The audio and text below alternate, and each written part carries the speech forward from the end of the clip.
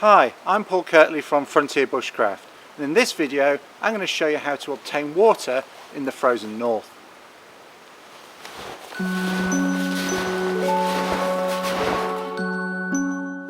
Because it's frozen, this environment is effectively a desert.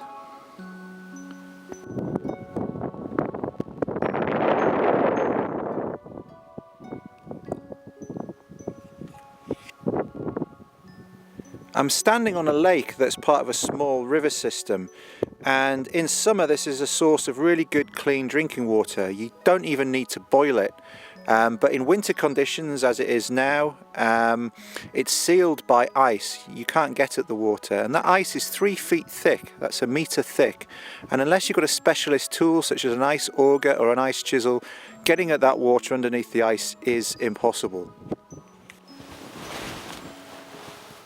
There is plenty of water here though, in the form of snow, and the key to accessing this, the key to accessing the water in here is fire.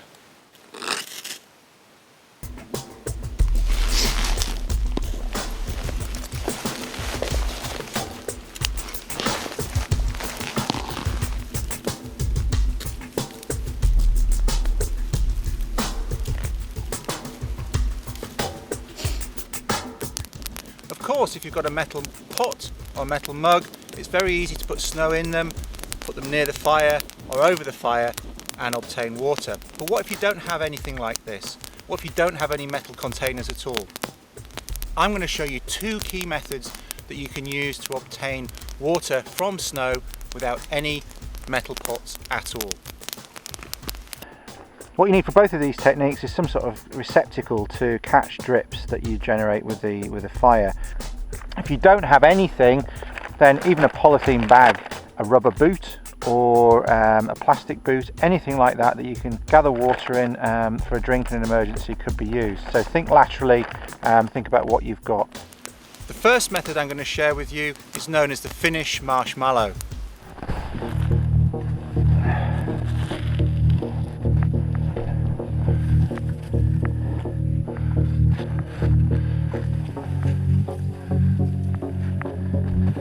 For this technique you need a stout pole, and this spruce here, even though it seems quite destructive, it's growing underneath 2 other larger trees and it's unlikely to survive. So I'm going to take this one. This is the sort of pole that we need here. You can see all the way up and down it.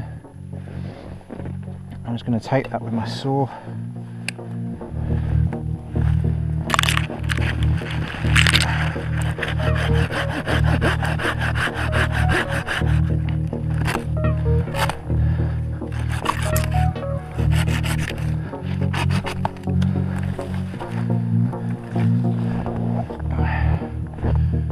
Here's the pit with the fire. We'll build that up a little bit more to get a bit more heat out of it. For this technique you need compacted snow.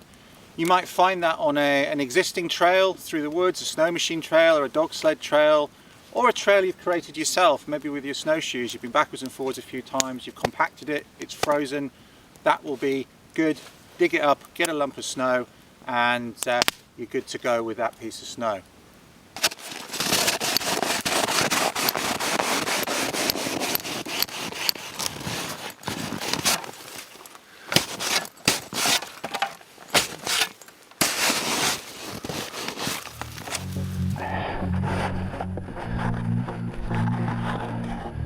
Now the tricky bit here is getting this on the stick without breaking the snow.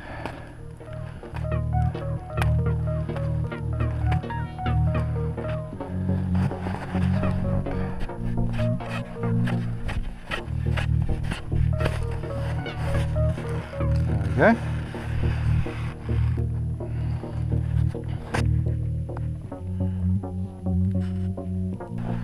Come around here at the smoke. Hopefully here, well, it will. Nice heat there from this fire. That's going to start melting this. It's going to drip. Once it starts dripping, we'll pop our receptacle under there. You can see it's important not to have the snow over the fire for two reasons. One is that will drip on the fire and it will dampen the fire, and that's fairly obvious. But also you don't want it too close because you've got to put something down there. And if we're not using something metal, it's going to be either wood or plastic. If it's too close to fire, it'll damage it. So yeah, you've got to strike that happy medium. You've got to get a good radiant heat. You can feel with your hand, and I can feel that. That's nice and warm on my hand. That's going to start melting that snow. It won't start dripping immediately because the outside will melt and that will soak up into the snow, and then you need to wait for it to get kind of saturated, and then it will start dripping. So that may take a few minutes, maybe even 5 or 10 minutes. But once it starts dripping, it'll start dripping well. So you can see here, it's not quite started dripping yet, but you can see it's becoming saturated with water at the bottom of this. Hope you can see that on the video. You can see a different colour. So here you can see it started dripping here, and I'm going to pop a container down there. There you see, collecting off. Now you might be concerned about scorching, or if it was plastic, melting the container. So most of the heat that's going to do that is going to come horizontally between the base of the fire and the container. So here's a bit of green wood that we chopped off the bottom of our pole. I'm just going to pop that in between there, and that'll help prevent I'm going to prop that up a little bit with something like that. That will help prevent much heat getting to it sideways. And you can see now that it started dripping, it's dripping out at quite a rate, but it takes quite a while. I think in this instance it took up nearly 10 minutes to start doing that. And the water, basically, it starts melting and it soaks up into the snow, and then once it's saturated, once the snow at the base is saturated, it's got nowhere to go. Gravity pulls it down into your container. Quite soon I'm going to have a good drink out of that.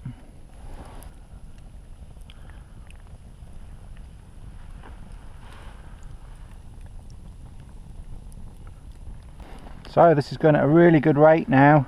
Drip, drip, drip, drip, drip, drip, drip. I'm going to try some of that.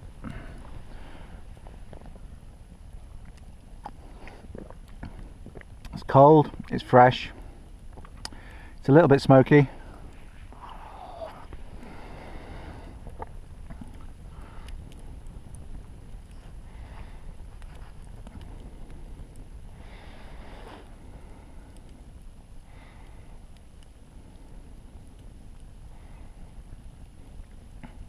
Look at it go now. If I wanted to, I could even hold that there. The beauty of this though is, while that's working, I can go off and do other things.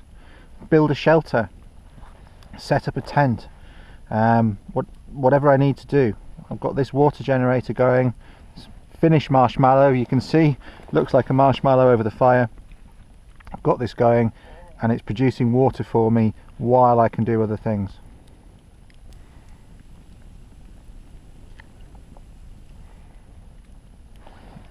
That's good.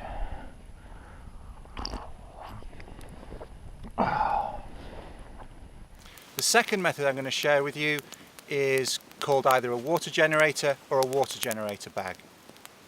This technique requires some sort of cloth or piece of material so that you can gather snow into it, gather loose snow. Now in an emergency you could use a scarf or other piece of clothing. What I carry for this purpose, whether it's an emergency or whether I want to just generate some water, maybe at a lunch stop, is a mosquito head net. Make sure you carry one that isn't treated with insecticides, or make sure you've washed it well. This is the method of choice when you have only powdery snow. Here in the forest, that's pretty much all you're going to have. You only get wind compacted, slabby snow up in the mountains. Here in the forest, it's all powder. Oh, deep snow. That's what we want. Yeah. Now I'm filling this with a shovel, but obviously If I didn't have a shovel, I'd just fill it with my hands. Gloves.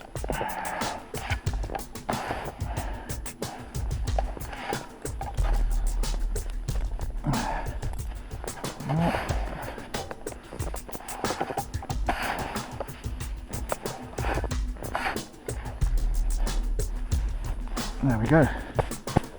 Nice bag of snow.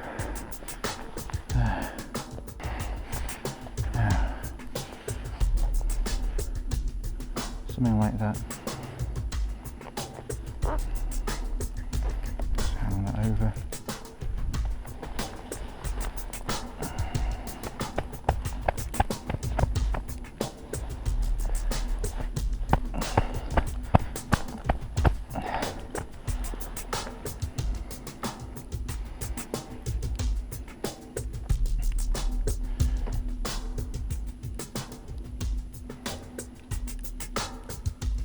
And again, that's going to take a little while just to start melting.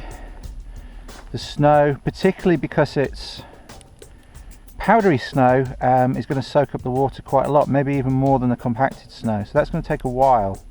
There's quite a lot of snow in there, and unlike the Finnish marshmallow, there's no danger of it falling off the stick. And unlike the Finnish marshmallow, this type of snow is more readily available. So this is something you can do pretty much anywhere. Even if there aren't any trails with compacted snow, you can just get on and do this. Here we've got the water generator bag working really nicely. Nice fire set up like a grill. Nice heat from that. Taking my glove off, and wow, I can feel that really nice and warm. The bag here with snow, and that's nice and saturated at the bottom, and it's dripping nicely into my cup there.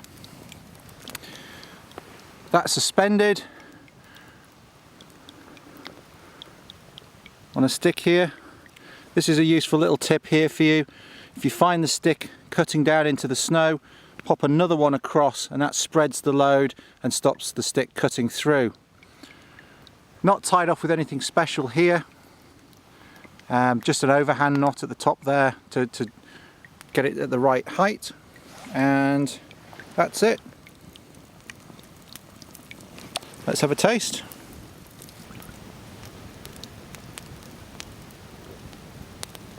That's really good, really refreshing, cool. Still a little bit smoky, but not as smoky as the Finnish marshmallow. That's a really refreshing drink. So there you have it, two simple, straightforward methods for generating water in a frozen environment. You don't need any metal utensils, you need very little equipment, and all you need is the ability to light fire. Hope you found that interesting and useful. I'm Kirtley from Frontier Bushcraft. Thanks for watching. I'll see you on the next video.